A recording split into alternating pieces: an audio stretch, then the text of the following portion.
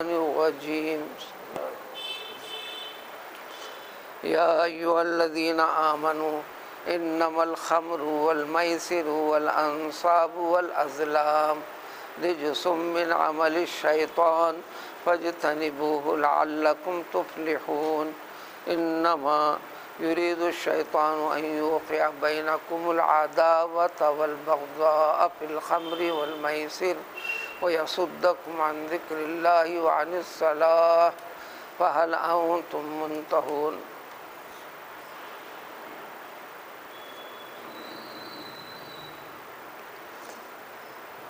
جائز چیزوں کو انسان اپنے طرف سے اپنے لیے منع کر لینے کو قرآن نے منع فرمایا تھا۔ قرآنی الفاظ تھے کہ تم حلال اور طیب چیزوں کو حرام قرار نہ دو اپنے اوپر، کسی بھی وجہ سے اپنے اوپر حرام قرار نہ دو، یعنی کسی کے خاطر اس کو حرام کر رہے ہو، یہ درست نہیں۔ جب تم نے حرام کر دیا تھا تو پھر اس کو اس کی اصل مقام پر لوٹانے کے لیے طریقہ بتایا گیا تھا، یعنی جو کام تم نے گناہ کا کیا ہے اس گناہ سے نکلنے کا طریقہ بتایا گیا، کفارہ ادا کرنے کا، اس کی تفصیلات گزری۔ اس کے ساتھ شراب اور جوے کے بارے میں آج کی اس آیت میں شراب، جوا، بت پرستی اور جوے کے دیگر اقسام، مختلف قسم کے نوعیت کے، قرآن کے نزول کے وقت بھی تھیں وہ شکلیں، آج بھی کچھ شکلوں میں تبدیلی کے ساتھ کئی شکلوں سے وہ موجود ہے معاشرے کے اندر، اس سے منع فرمایا۔ ان ساری کی ساری چیزوں کو نجس قرار دیا، ایمان کے لیے، ایمان والے کے لیے۔ چنانچہ ترجمہ ہے اے ایمان والو، یعنی ایمان کا تقاضا ہے کہ ان سے رکنا۔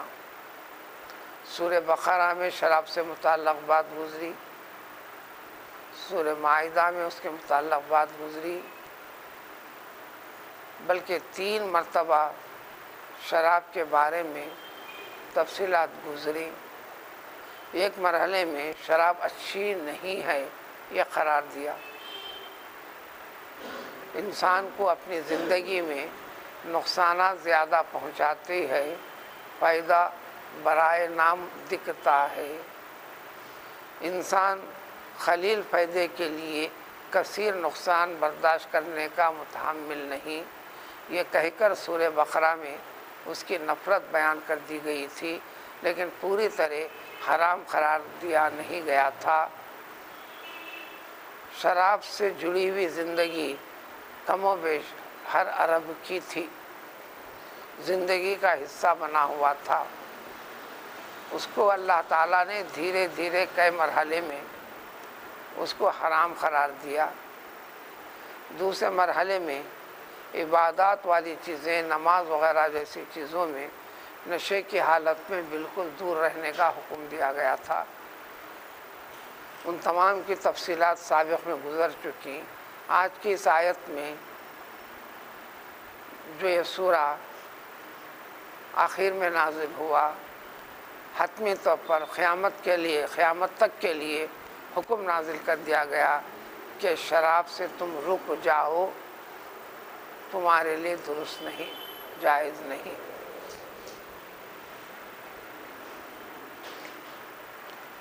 ترجمہ ہے اے ایمان والو، یقیناً اس میں کوئی سوچنے سمجھنے والی، آگے پیچھے ہٹنے والی بات بھی نہیں۔ شراب اور جوا، بت پرستی اور جوے کی وہ قسمیں جو خورا اندازی کے ذریعے سے ایک کو نفع ایک کو نقصان پہنچتا ہو، وہ قسمیں، یہ تمام کے تمام نجس ہیں، شیطانی کام ہیں، شیطان کے کام ہیں۔ لہذا تم فجتنبو سے رک جاؤ پوری طرح۔ اگر رک جاؤ گے، اس سے دور رہو گے تو تم فلاح پاؤ گے، ورنہ تمہارے لیے نقصان ہوگا۔ عربی کے اندر عورت جو اپنے سر کو ڈھانکتی ہے کپڑے سے، اس کو بھی یہی لفظ خا میم را سے ہی خمار کہتے ہیں، اوڑھنی۔ خمر کے معنی ڈھانک دینے، عقل کے اوپر پردہ ڈالتی ہے، عقل کو اپنے قابو سے باہر کر دیتی ہے، اور انسان کی انسانیت عقل کی فکر کے ساتھ جڑے رہنے کا نام ہے، تو پھر اس کی زندگی کے ہر مرحلے میں بے اعتدالی کیفیت پیدا ہوتی ہے۔ نقصانات کہنے بتانے کی بھی ضرورت نہیں، مختلف قسم کی شکلیں نوعیتیں پیدا ہوتی ہیں، نتائج میں قتل و غارت گری بھی ہوتی ہے، حلال و حرام کے رشتوں کا فرق بھی ختم ہوتا ہے، حق اور باطل کے اندر فرق بھی چھوڑ دیتا ہے آدمی۔ یہ سبھی نقصانات ہیں۔ میسر یسیر سے ہے، بڑی آسانی سے کسی ایک کے قبضے میں مال آ جانا۔ جوئے میں ہوتا یہ ہے، ایک یا چند افراد کو فائدہ وقتیہ طور پر پہنچتا ہے، وہ فائدہ کثیر افراد کے مال کا حصہ ہوتا ہے، جس میں نقصان ایک کے مقابلے میں کثیر افراد کو نقصان اٹھانا پڑتا ہے۔ جس کو نقصان اٹھانا پڑتا ہے وہ جیتنے والے کے بارے میں اس میں نفرت پیدا ہو جاتی ہے، آپس میں عداوت، دشمنیاں۔ نیز یہ کہ جوئے کے اندر آخری منزل پہ انسان اپنا پورا کا پورا مال لگا دیتا ہے، کبھی اپنی اولاد کو بھی لگا دیتا ہے، کبھی اپنے گھر والی کو بھی اس میں بولی بول دیتا ہے۔ بیسوں قسم کی خرابیاں ہوتی رہی ہیں، آج بھی یہ نمونے موجود ہیں۔ لہذا اس ضرورت کے اوپر جھوٹ کا سہارا لیتا ہے، ہر ایک سے مال لیتا ہے، پھر مال ادا نہیں کرتا۔ اس طرح اللہ کے بندوں کے حقوق تلفی کی نوبت بھی اس کے لیے آسان دکھتی ہے، یعنی پوری طرح شیطانیت اس کے دل و دماغ پر چھا جاتی ہے۔ ان چیزوں کے ساتھ انصاف کا بھی ذکر فرما دیا۔ خطاب مسلمانوں کو، مومنوں کو، یہ بت پرستی تو نہیں کرتے، لیکن ضمن میں لانے کا، جس طرح بت پرستی سب سے بری اور عیبدار چیز ہے، بس شراب اور جوا بھی قریب قریب اسی قسم کی سب سے بری چیز ہے۔ اس مناسبت سے اس کے ساتھ ذکر کیا۔ یہ بھی ہے، جس طرح بت پرستی تم قدیم میں کیا کرتے تھے، اب اس کی حقیقت سمجھ کر چھوڑ دیے، اس کو اختیار کرنا بالکل بت پرستی کے جیسا ہے۔ احادیث کے الفاظ تو یہی ہے، مدمن الخمر کا عابد الوثن، یہ حدیث شریف کے الفاظ ہیں۔ دوسری حدیث میں شارب الخمر کا عابد الوثن۔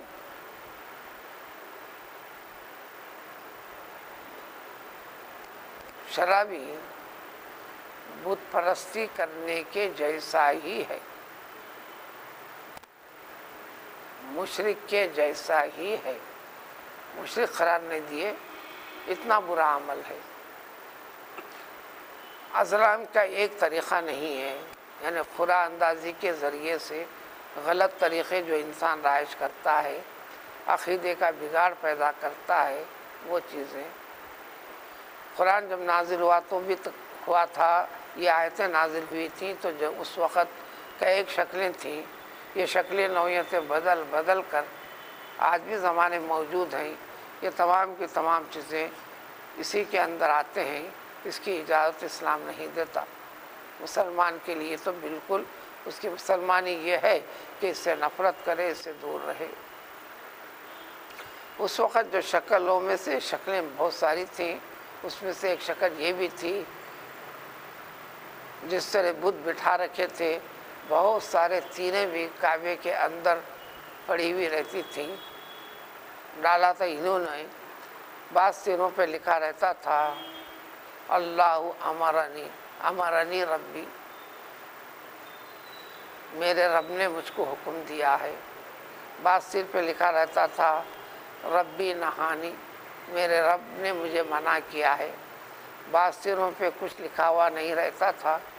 کوئی بھی انسان جب کوئی اہم کام کرنا ہوتا یا سفر کو جانا ہوتا تو زندگی کا طریقہ بنا رکھا تھا کہ وہ جاتے فوراً جا کر ہاتھ ڈال کر ایک تیر اٹھاتے، اگر اس میں امرانی ربی لکھی ہوئی تیر ہاتھ کو لگتی تو سمجھ جاتے کہ یہ کام کرنے کی اجازت مجھے ہے، میرے لیے باعث خیر و برکت ہے، یہ سمجھ کر آگے بڑھتے۔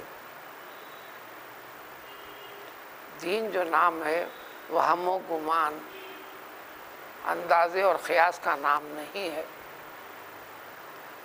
اور اگر وہ تیر نکلتی کہ اللہ نہانی ربی، میرے رب نے مجھ کو منع کیا ہے، تو سمجھتے کہ یہ کام کرنے میں مجھے فائدہ نہیں، یہ سفر کرنے میں مجھے اچھا نہیں ہوگا۔ اس قسم کے چیزیں جس پہ کچھ بھی لکھا ہوا نہ ہوتا وہ تیر لیتے تو پھر کہتے، پھر دوبارہ دوسری تیر اٹھاتے۔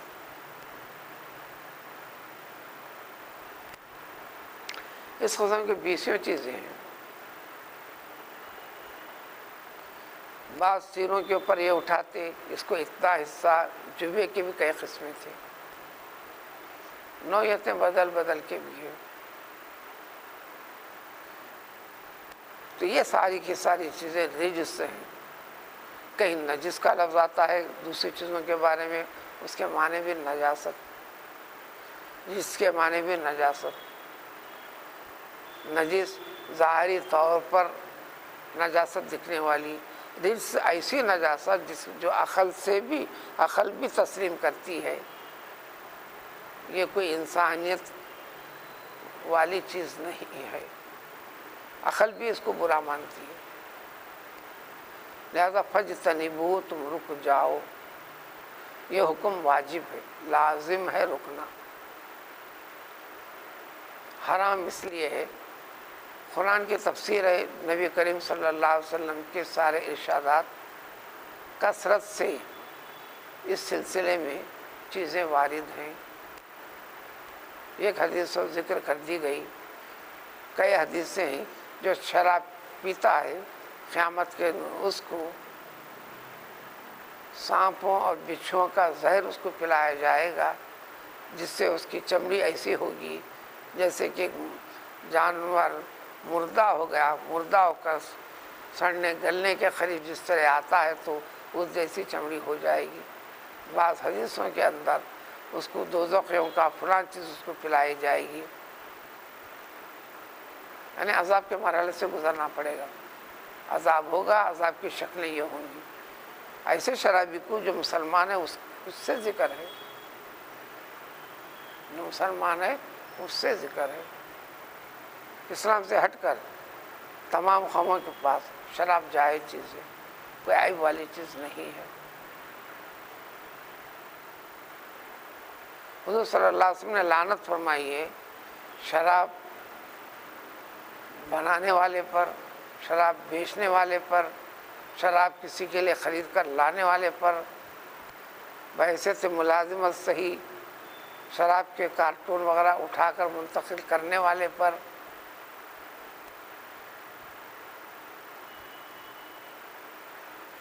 نبی کریم صلی اللہ علیہ وسلم نے ان کے اوپر لعنت بھی فرمائی ہے۔ ان سے آسانی سے بات سمجھ میں آ جاتی ہے، اس سے کسی بھی قسم کا رشتہ ناتا رکھنا یہ جائز نہیں ہے۔ ہاں، آپ کو سرکہ بنانے کا فارمولہ ہے، آ گئی ہے شراب موجود ہے، آپ سرکے میں تبدیل کر سکتے ہیں۔ کوئی خاص فارمولہ بھی نہیں رہتا ہے، اب اس میں حرمت نہیں ہے۔ اب شراب کا اطلاق ہر وہ چیز جو انسان کو نشہ پیدا کر دے وہ حرام ہے۔ ہر وہ چیز جو انسان کو نشہ پیدا کر دے وہ شراب ہے۔ یہ الفاظ ہیں کل مسکرن حرام، نشہ جس میں پیدا ہو جائے۔ شراب کے نام سے بنی ہوئی چیز نہیں، پاک چیزیں بھی کثرت کے ساتھ فلاں چیز کے کرنے پر نشے والی کیفیت پیدا ہوتی ہے۔ جس میں بھی نشہ پیدا ہو گیا وہ شراب ہے، اور شراب کے پینے پر جو گناہ اور جو سزا کا اطلاق ہے وہ ساری کی ساری چیزیں اس کے پر ہو جائیں گی۔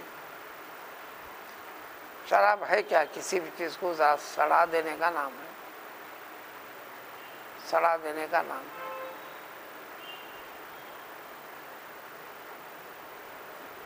تھوڑے انگور بھیگنے ڈال دو، کھجور بھیگنے ڈال دو، 24 گھنٹے بھیگنے دے دو، ہو گئی شراب۔ استعمال میں سب سے عمدہ چیز ہے یہ۔ کسی کھجور کو بھیگنے ڈال دو، منقے کو بھیگنے ڈال دو، 12 گھنٹے سے آگے جانے نہ دو، اسی کا نام ہے نبیذ۔ تمام ٹانکوں سے سب سے عمدہ ٹانک، ہر مریض کو مرض کی کمزوری سے اٹھنے کے لیے سب کے سب وہی استعمال کرواتے تھے۔ نبیذ کی کئی چیزیں ہیں۔ 12 گھنٹے کے بعد سے اس میں ہلکی کھٹاس جیسی کیفیت ہو کر اوپر کف والی کیفیت بننے لگتی ہے۔ اس میں زیادہ زور کے لیے یہ ہے،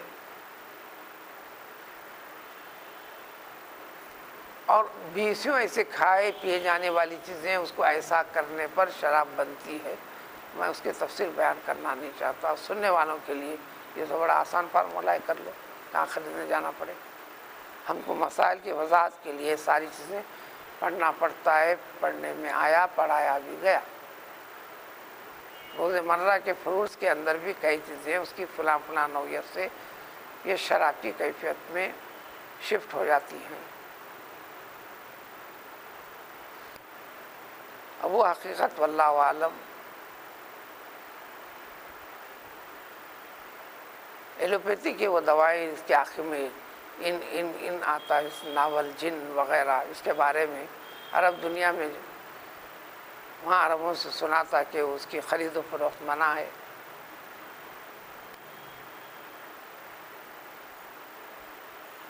گولی کھانے سے، اس میں کھانے سے کوئی یہ نہیں ہے۔ وہ گولی کھا کر یہ سوڈیم والی جو چیزیں جو مشروبات ہیں اس کے پر پینے پر شراب کا کام کرتے ہیں، اس جیسی کیفیت پیدا ہوتی ہے وغیرہ، یہ کیفیتیں سنا ہوں۔ اس لیے سعودی وغیرہ کی حد تک سنا تھا میں نے، وہاں پر اس کی خرید اور فروخت منع ہے، واللہ اعلم۔ وجہ ہے کہ نشے والی کیفیت کا ذریعہ بنتا ہے، فلاں فلاں فلاں وغیرہ۔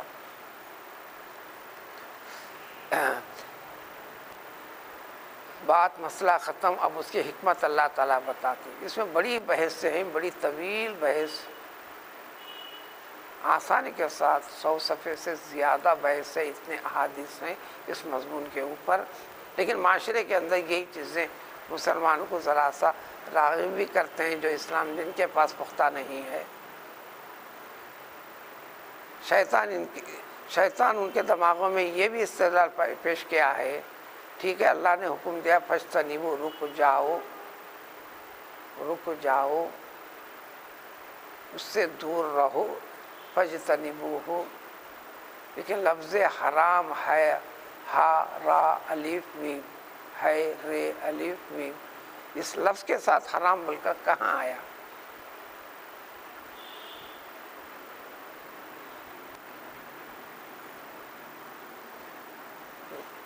تین ہجری کی بات ہے، جنگ احد کے بعد یہ شراب کو حرام قرار دیا گیا. تو اس کے بعد مزید 7 سال کا عرصہ عملی طور پر اس کلام پاک کی آیت کے اوپر عمل کیا گیا، مگر سزا اتنی بڑی سزا اس کے لیے متعین نہیں کی گئی. سزا کا ایک طریقہ صحابہ کے اجماع کے ساتھ اس کی حد کوڑوں کی مقرر کر دی گئی، مگر نبی کریم صلی اللہ علیہ وسلم کے رہنے تک کوڑوں کی حد یعنی گنتی مقرر نہیں تھی. ایسے واقعات آئے، جو ہی وہ شرابی شخص سامنے آیا اس کو لایا گیا، جتنے حاضرین تھے سب کے سب مل کر موجود آس پاس میں جو چیز ہے وہ چیز لے کر، کسی کے ہاتھ میں چپل ملی تو چپل پھینک کے مارا، کسی کچھ نہیں ملے تو مکہ مارا، جو چیز ملی اس کو پھینک کر مارے. کہہ دیا گیا کہ اب تیری سزا ہو گئی، دوبارہ نہیں پینا وغیرہ. مزید اس کے بارے میں فرماتے ہیں کہ اللہ یقیناً شیطان چاہتا یہی ہے کہ اے مسلمانوں تمہارے آپس میں عداوت اور بغض کو پیدا کر دے شراب کے ذریعے سے. یعنی یہ کیفیت ہے شراب نشے کے بعد. اسی طرح جوا بازی کے ذریعے سے یہ دو کام آپس میں عداوت، بغض، نفرت یہ چیزیں بڑھتی ہیں، خاندان ٹوٹتے ہیں، معاشرے میں نقض امن پیدا ہوتا ہے، بیچ میں خرابیاں، انفرادی طور پر مالی بھی، دوسرے عقل کے اعتبار سے بھی، پھر آپسی خاندانی رشتے ناطے کے بھی کئی ایک خرابیوں کا اس کے اندر امکان ہے، بلکہ یقینی طور پر یہ چیزیں ہوتی ہیں. اس طرح مزید یہ کہ بندے کا تعلق جو اللہ تعالیٰ سے ہے، اطاعت و عبادات کا، صوم و صلات کا، عن ذکر اللہ، اللہ تعالیٰ کے ذکر سے بھی روکتا ہے. وعن الصلاۃ خاص طور پر نماز سے تو بڑا دور کر دیتا ہے. ایمان نام ہے توحید کے پر قائم باقی رہنے کا، ان عبادات والے چیزوں کے ذریعے سے انہی چیزوں سے روکتا ہے. یہ ذکر کر کے پھر فرماتے اللہ تعالیٰ فَهَلْ أَنْتُمْ مُنْتَهُونَ، کیا رکو گے نہ تم، یعنی رک جاؤ. لٹریری پوائنٹ والی چیزیں ہوتی ہیں جس کو بلاغت کہتے ہیں. بلاغت میں انتہائی سختی کے ساتھ روکنے کا ایک طریقہ ہے. کیا تم سب کے سب رک جاؤ گے نا، یعنی رک جانا، دور رہنا، اس کا ارتکاب نہیں کرنا.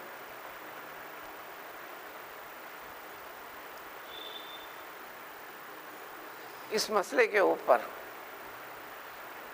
اسلام کے احکام پر مسلمان کس قدر عمل پیرا ہے یا نہیں، اس کو عمل سے ہٹانے کے لیے بھی ساری دنیا جد و جہد میں ہے. ہمیشہ کوشش کیے، کر بھی رہی ہے، کی بھی ہے، کر بھی رہی ہے. تو تحقیق بھی کرتے ہیں، وہ یہ بھی کہتے ہیں خود غیر مسلم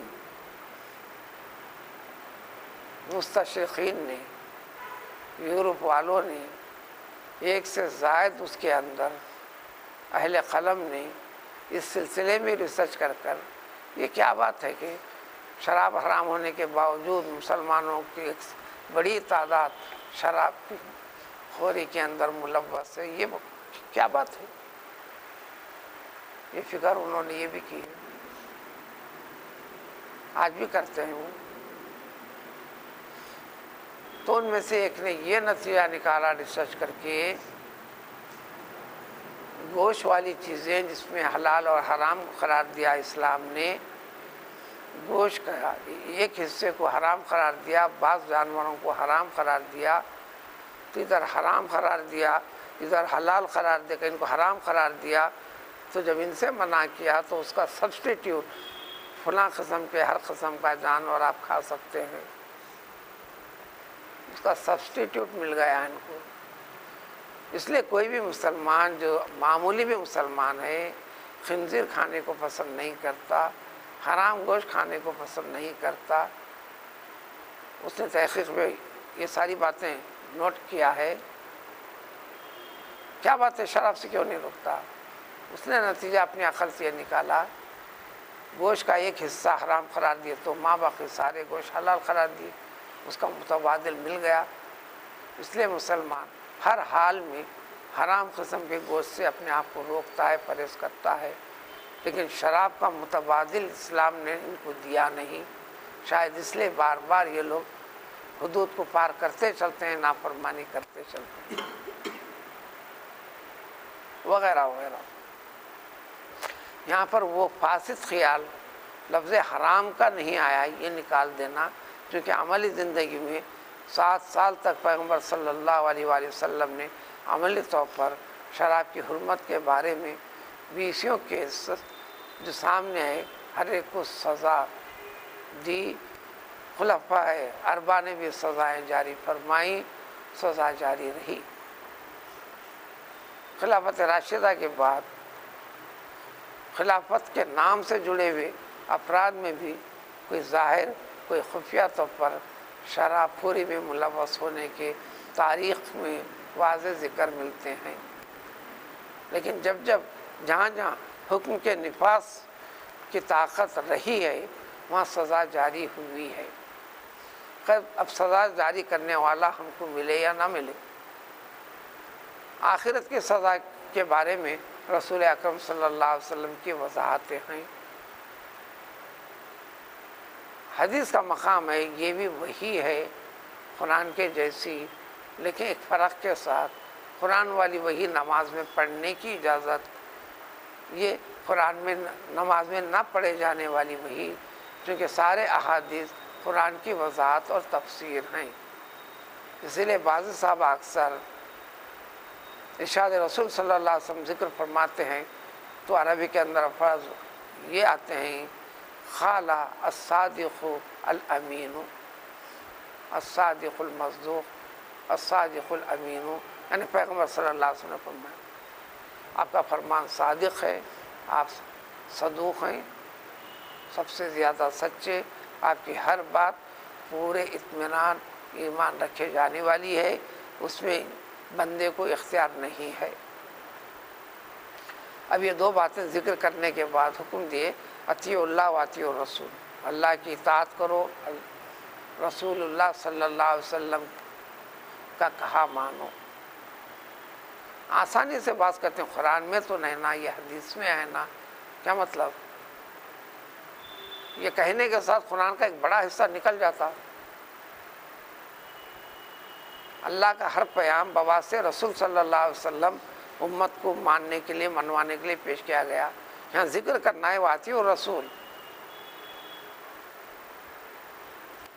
کافروں نے منافقوں نے دھوکہ دیا مسلمانوں کو، مومنوں کو، لیکن اللہ نے فرمایا کہ مومنوں کو دھوکہ کیسے دیے؟ اللہ کو دیے۔ دھوکہ ظاہر ہو رہا مومنوں کے اوپر، یخادعون اللہ،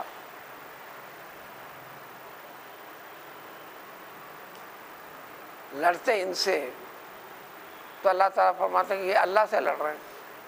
یہاں بھی اللہ کی اطاعت کرو، وہ اطیعوا الرسول تاکید کے ساتھ، ورنہ زبان کا کمال یہ کہ لفظ کی تکرار نہیں کرنا ہے، اور قرآن بلاغت کی کمال پر ہے۔ واطیعوا اللہ والرسول قرآن میں جگہ جگہ کئی مقامات پر ہے، لیکن جہاں پر زیادہ تاکید کرنا ہے، اس جیسا کلام پیچھے بھی گزرا ہے، اطیعوا اللہ پھر واطیعوا الرسول، اللہ تعالیٰ کی اطاعت کرو، اللہ کے رسول صلی اللہ علیہ وسلم کے ہر چیز کے حکم کو مانو، واحذروا پورا احتیاط برتو، فإن تولیتم اگر نہ کرتے ہو، اعراض کرتے ہو، نافرمانی کرتے ہو، فاعلموا اچھی طرح سمجھ لو کہ ہمارے رسول یعنی محمد صلی اللہ علیہ وسلم پر ذمہ داری البلاغ المبین، کھلم کھلا واضح طور پر زبان سے فرما دینا تھا، عمل کروا کے بتلا دینا تھا۔ وہ کام کھلم کھلا آپ نے کر دیا، آپ کے اوپر کوئی ذمہ داری نہیں، اب سب کچھ دار و مدار ذمہ دار ارتکاب کرنے والا، گناہ کرنے والا، اعراض کرنے والا ہوں گا۔ اس طرح سے کئی ایک احکام والی چیزیں اگلی چند آیتوں میں بھی جو انسان کو، مومن کو ایمان کے ساتھ جڑے رہنے کے طور طریقے اور احتیاط والے امور کی وضاحت مزید آنے لگی۔ سبحان اللہ، سبحان اللہ۔